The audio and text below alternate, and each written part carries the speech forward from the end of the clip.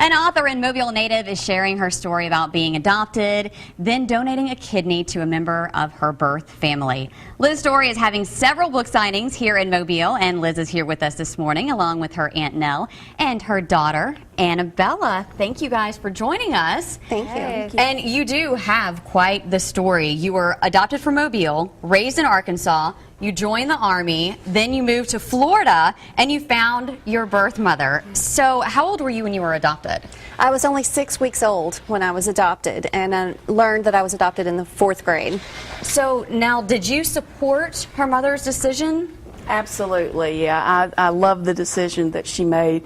Obviously, it was a good one. Yeah, you guys have been reunited now, and I know you can tell you're all very happy at this point. Yes. And I'm sure there are some parents who are watching right now who have adopted a child or adopted children. So my question to you is, you were adopted so young.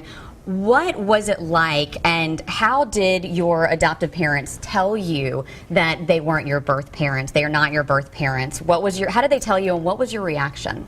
My mother was, bless her heart, was so great. She sat down with me one day. I was playing the piano, and she sat down next to me on the bench and just put her arm around me and said, you know, I want to tell you how special you are.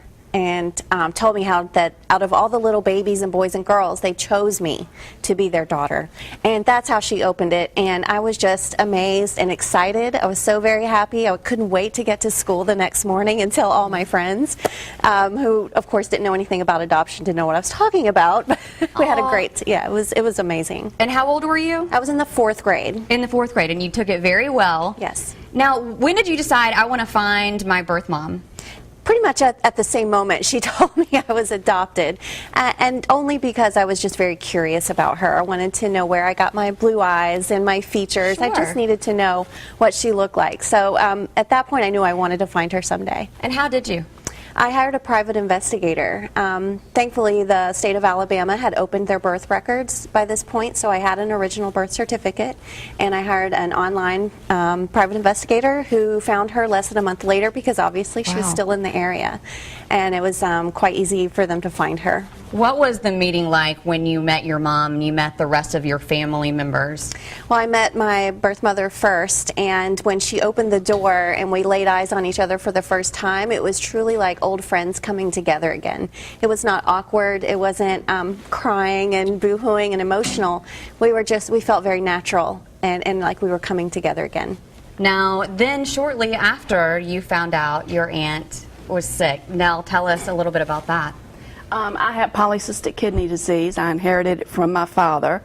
And I learned in '97 that one day I would need a kidney transplant. And about 3 years ago, the time came, and Liz stepped up, and she was a match. And it's been an amazing thing to happen to me and to my family. And I'm very thankful and grateful to her. And I'm sure you're proud of your mom. Yes, of course. I was extremely worried when she had gone because I was only about 10, so it did worry me, but of course everything turned out fine. So. Absolutely. And your book, A Series of Extreme Decisions, An Adoptee's Story. This is your basically life story you've written, and you're going to be here signing your book. You're going to be here the next 3 days. Yes. All right, so you can meet Liz a few places, actually. Carpe Diem off Old Shell Road, going to be this evening, tomorrow evening at the Serta Coffee Company, and Saturday at the Cream and Sugar Cafe in Oakley Garden District. And we have all the signing times listed for you there on your screen, and if you can't write them down fast enough, we have them on fox10tv.com on our Studio 10 page.